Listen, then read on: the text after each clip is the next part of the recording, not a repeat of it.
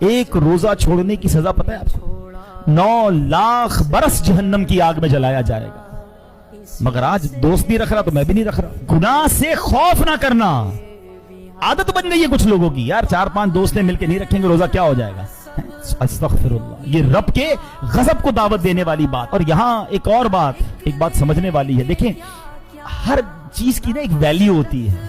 جو چیز جتنی مقدس ہوگی نا, اس چیز کے اندر, اس وقت کے اندر, اس مقام کے اندر گناہ کرنا اتنا ہی زیادہ غضب, اللہ کے غضب کو دعوت دینے والا ہوگا. فار ایگزامپل, باہر روڈ سے کوئی بندہ گزرے اور کہے کہ گالیاں دیتا ہوا گزرے, حرام, غلط.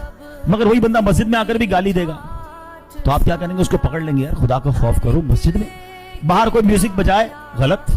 مسجد میں آ کر یہ کام کرے گا, آپ اس کو پکڑ لیں گے. کیا ہو گیا؟ اللہ کے گھر میں رمضان میں گناہ, یہ اللہ کے غضب کو دعوت دینے والی بات ہے.